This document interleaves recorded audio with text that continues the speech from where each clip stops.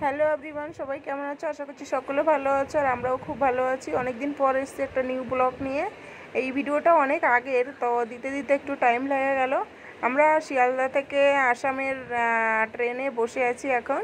তা আসাম আমরা পৌঁছাবো এখন। বদলপুর স্টেশনে পৌঁছাতে আর 1.5 ঘন্টা বাকি আছে।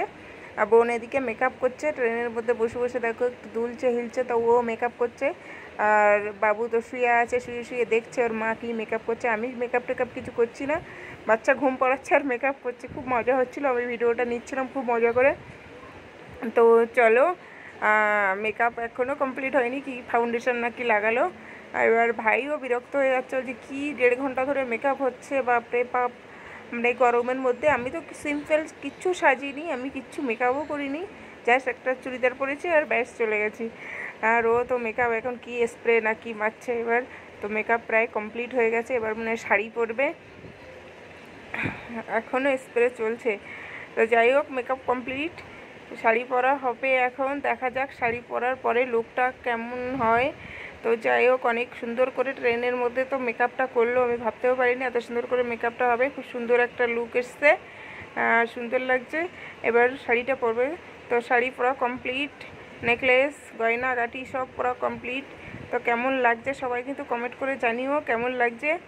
তো এবার আমরা স্টেশনের কাছাকাছি চলে এসেছি, আর সাগর ভাইয়ের ভাইয়েরাও এসছে আমাদেরকে নিতে। তা ওরাও চলে এসছে। ট্রেন থামার আগের থেকে ব্যাগ ট্যাগ নামানো হচ্ছে। মানে 2 দিন গরমের মধ্যে ট্রেনে বসে বসে যা বিরক্ত হয়েছি, মানে কখন ট্রেন থেকে নামবো সেই চিন্তা। তো সবাই ব্যাগগুলো নামাচ্ছে, আমাদের অনেকগুলোই ব্যাগ ছিল। আর ভাইরা 2জন এসেছিলো, সানি ভাই আর কিশোর ভাই 2জন এসেছিলো আমাদেরকে নিতে স্টেশনে।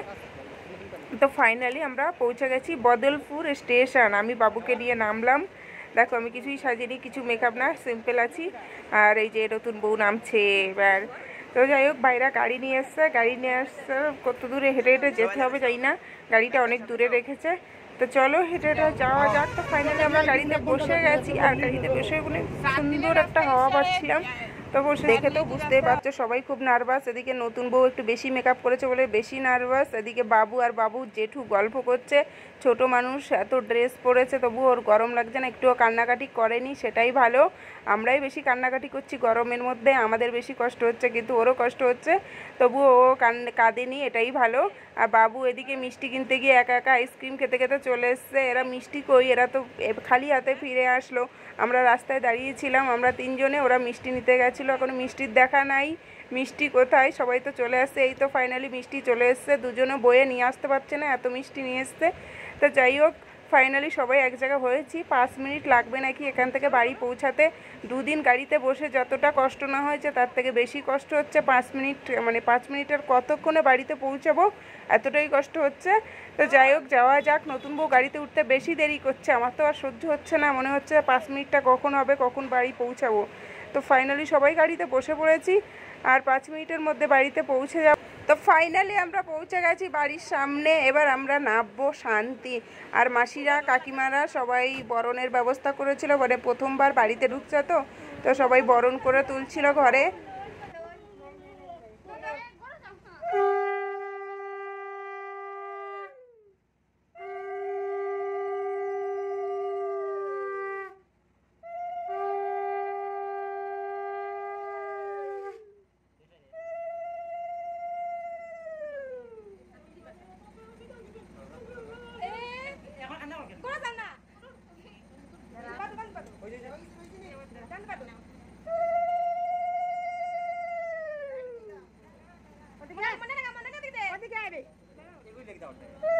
গরমে আমার অবস্থা দেখো, আমি ওড়না দিয়ে বাতাস করছি, আমার অবস্থা তো খারাপ হয়ে গেছে, ভাবছি কখন ঘরে ঢুকবো।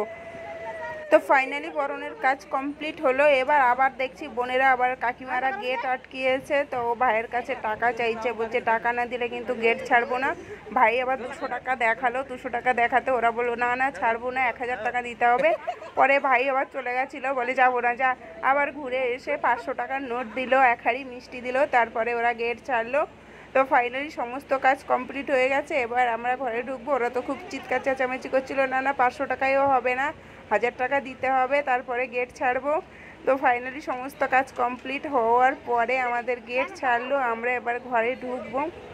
তো এখনো আমাদের গেট ছাড়িনি, 500 টাকা দিয়ে দিয়েছিল বোন, গেট ছেড়েছিল কিন্তু কাকিমা এসে বলে না না 500 টাকায় হবে না। এখন দেখা যাক কত টাকায় কাকিমা গেট ছাড়ে।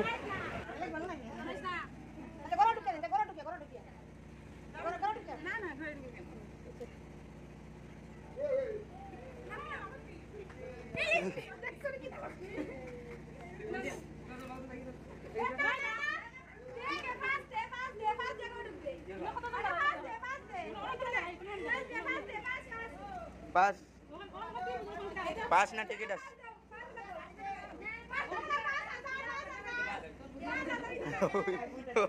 অনেক বড় ডিমান্ড তো